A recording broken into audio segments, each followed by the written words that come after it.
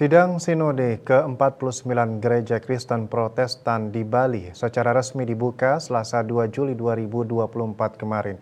Kegiatan bertujuan untuk menguatkan komitmen akan panggilan gereja dalam menyokong dan membina umat dalam iman dan kehidupan rohani.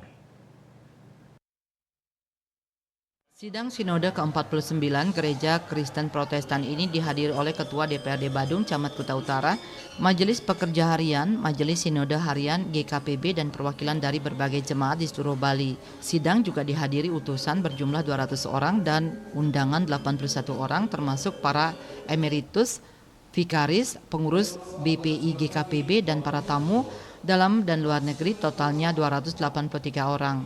Ketua Sinode Pendeta I. Ferdinand Luigi MSI dalam pidato pembukaannya mengatakan dengan tema menjadi pembawa keadilan dan mewujudkan damai sejahtera berdasarkan keadilan menekankan bahwa kehadiran gereja bukan hanya sebagai tempat ibadah tetapi juga sebagai pusat pembinaan mental dan spiritual umat.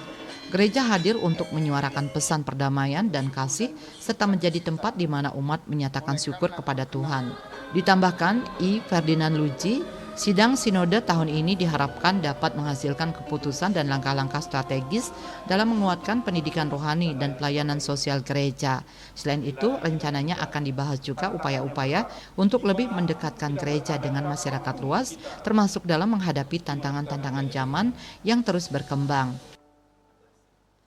Untuk perhelatan sidang sinode yang ke-49 Gereja Kristen Protestan di Bali ini di tahun 2024, yang pertama kami mengadakan evaluasi untuk semua program kerja yang sudah boleh dilewati dan sekaligus dirangkai dengan pemilihan MSL, Majelis Sinode Lengkap Gereja Kristen Protestan di Bali. Di dalamnya pemilihan ketua sinode yang baru dan seluruh perangkat organ-organ yang terhimpun di lingkungan Gereja Kristen Protestan di Bali. Dalam rangka itu, harapan kami sebagai panitia adalah perhelatan sidang sinode ini sebagai pesta rohani. Kita berharap bahwa siapapun yang diutus dan dipilih oleh Tuhan, baiklah semuanya menghamba untuk melayani gereja Tuhan. Dan Tuhan mempercayakan jabatan-jabatan itu dalam rangka untuk membawa damai dan juga keadilan bagi seluruh umat Tuhan.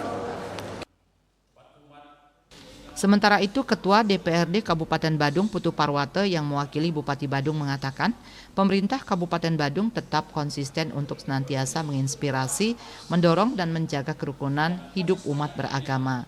Kerukunan umat beragama atau yang telah masyarakat sebut TRI kerukunan hidup umat beragama, yakni kerukunan intern umat beragama, kerukunan antar umat beragama, dan kerukunan umat beragama dengan pemerintah.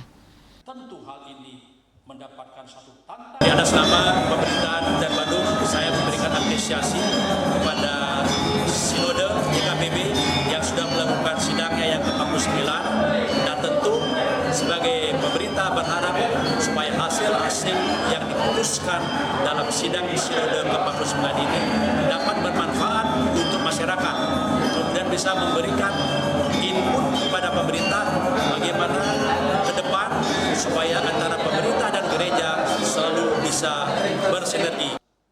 Acara sidang dijadwalkan berlangsung selama 4 hari dari tanggal 2 Juli sampai 5 Juli 2024 di SMK Wiraharapan Tegal Jaya Dalung.